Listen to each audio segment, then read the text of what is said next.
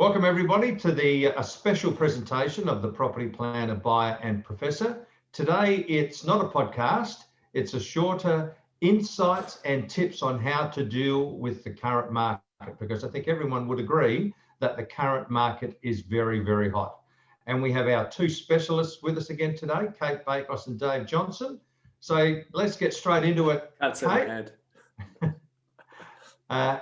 Kate, what are some of your tips on how to deal with this really hot market? Well, I think first and foremost, recognise that it's a hot market, and a hot market implies that we've got changing conditions and price increase. Now that's being fueled by a change in sentiment. We've got a lot of bidders turning up at auction in our auction cities. We've got competing buyers in private sale scenarios in other cities, and agents are dealing with each sale campaign the way that they choose to. So I do have some tips about communicating with the agents and understanding the rules of engagement with them. But I think first and foremost, you need to acknowledge that the conditions we're in now, very, very different to last year. Anything pre-Christmas, we can't rely on that sales data now because the market has moved since then. Certainly has moved significantly. Dave, what about you? You got any tips, insights for us? I'm sure you have. Yeah, look, it's a really hot market. It's as hot as any of us have seen. And so it's really important to be ready and really clear on what you're targeting, what the price range is, and be ready to move rapidly. So Dave, in your mortgage broking business, have you seen approval times stretch out due to this really hot market? Yeah, look, I think we've had anecdotal feedback that the banks are putting pre-approvals to the side. Because there's so many, because so many people are looking to buy, the now money for banks is refinances, and people might purchase in a month, but they might purchase in a year. So pre-approvals once again being left on the bench, so to speak, often, and taking longer to get. So people really need to get their ducks in a row as early as possible, so that they have the confidence to either bid at an auction or make an offer at some time in the future. Okay, that's very good insight, very good intel. Kate, anything else for us? Yeah, there's plenty. So if obviously, to Dave's point, you need to be able to participate. And if you think that subject to finance will cut it, in a hot market, it can seriously disadvantage you. So the agent might say that they're okay with the subject to finance clause, and the vendor might say that. But when you're up against 2 or 3 or 5 or 10 offers that don't have subject to finance, you've got to ask yourself, what sort of premium would you need to put on your acceptable offer to entice a vendor to take your offer over someone who's more of a sure thing? So finance ready, definitely a great tip. But back to my point before, a lot of people are steering clear of auctions, and it's because they look at the quote price or the guide price, and then they see the resultant price and they see buyers pushing each other up for it. And they say to me, I don't want to go to auction because everyone pushes the prices up. Well, it depends on what you're benchmarking your expectation of value on. Because if you're benchmarking it on the agent's quoted price, then that's not the real price anyway in most situations. So sometimes fighting it out in a competitive environment but transparently can give you a better result than having a closed tender bid scenario. For example, a private sale where the agent says, we're taking everyone's best and highest. That way you're stabbing in the dark and you're hoping to put out a killer offer that beats someone else, but doesn't beat them by 50,000. It might pip them by 5,000. It's really hard to do that, to have that guesswork on your side. So you have to ask yourself, am I prepared to do that? Or will I go to auction, fight for the property that I love, fighting with someone that I can see and know is real, and I can pip their bid by $1,000 as opposed to these best and highest scenarios. So buyers need to be purchase ready, but they need to be prepared to pay what it's worth and to fight others for it in a hot market. Yeah, look, I'm certainly seeing more best buy offers than I am auctions, because they're done quicker. We don't have to wait 3 or 4 weeks for the auction to happen. They often give a week and a half or 2 weeks. And some people, if they get too excited, instead of, like you said, giving $1,000 more than the previous bidder, they go their maximum, which could be $50,000 more than the previous bid. So people need to be careful. Dave, what boxes should people have ticked before negotiating with purpose? Look, I'll just run through them quickly. Number one, you want to understand your current cash flow surplus. Okay, most people don't do that. It's one of the first things we start with in the property planning process. Then determine your money goals. For us, that is how much money would you like to have in the bank or redraw after your purchase, and how much surplus cash flow would you like to have coming in to your savings each month after your purchase. That really should determine your price range. So you also need to know, look, lots of people aren't sure whether their next home should be an investment or a home or a holiday house. So you need to be clear on that. We do a lot of modeling to help people work through that. And then that'll help them determine their loan to value ratio. And then finally, get to their price range.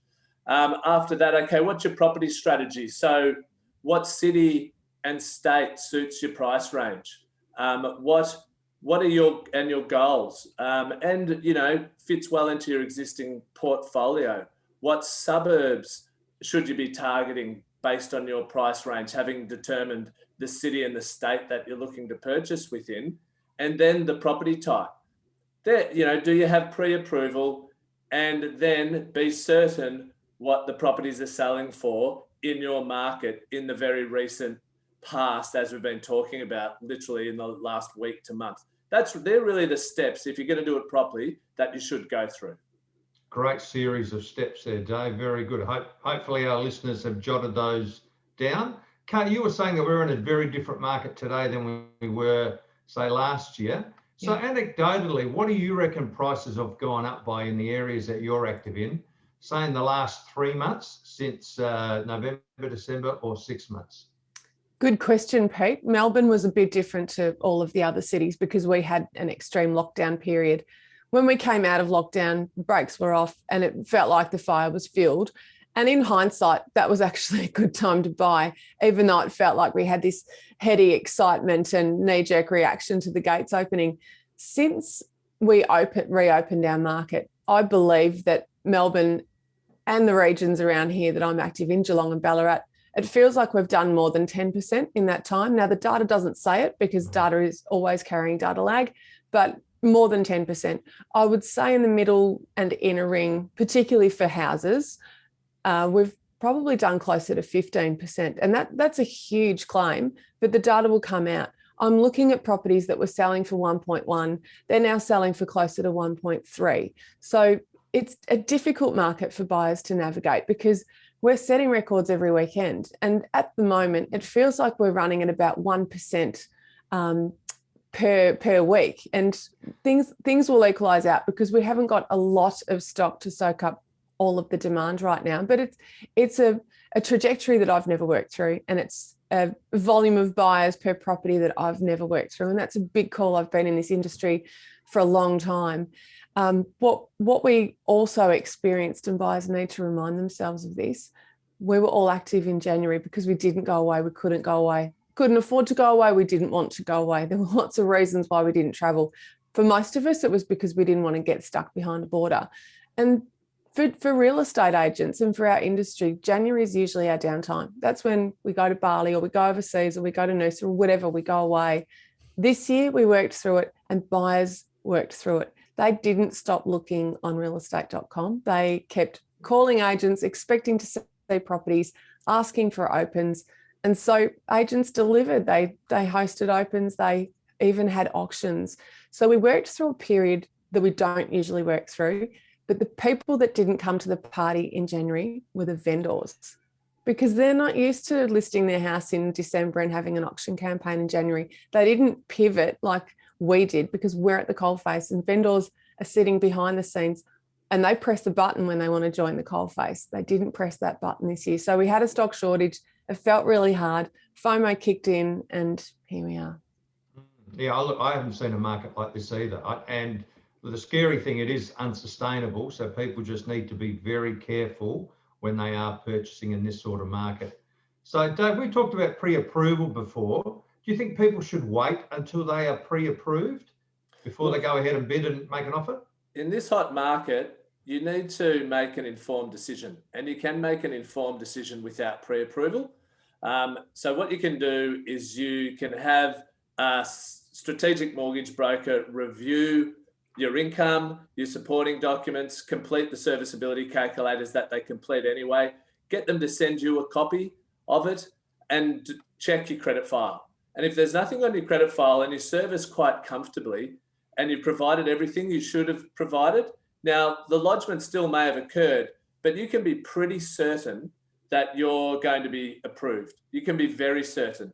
And a pre-approval is never a guarantee anyway of getting finance. It's just an assessment based on your current situation. So I think in today's market, you know, it could be the difference, depending on your price range, of paying an extra $50,000 if you're willing to move and purchase prior to pre-approval, if it's going to take you another month or two to get pre-approval. Now, I'm not advocating everyone do this. I'm just saying that, you know, you should consider it.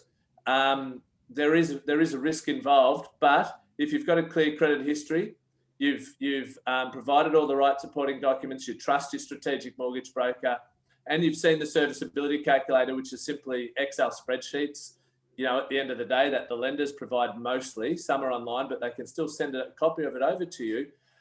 You can move prior if you have that confidence. And we're seeing more and more people feeling confident enough to do that. Excellent. Thanks for that, Dave. So we're coming to near the end of our special presentation. So Kate, last question to you. Will things ever calm down? Well, they will. All things do. And I think to deliver a little bit of gold to our viewers on this, I did promise people that we'd give them some tips. And I've got two really important tips. The first one is know your values. You don't have to be a valuer to know your values. You must go through the recent comparable sales. And it doesn't take much, and it doesn't mean that you have to pay for anything. You don't need paid portals or valuers. All you need to do is look at the sold tab and just get an idea. You even looking at 3 properties that you think are reasonably representative of the one you're about to go for. Make sure the land size is similar, the quality and style of the dwelling is similar, and it's got similar geographical attributes, whether it's orientation in the same patch, similar kind of street. You have to be prepared to do your research. Agents are underquoting, not all of them, but a lot of them. We're seeing heaps of underquoting at the moment. Do not rely on that. Don't go and buy a CMA. Do your own research. If it looks too good to be true, it is.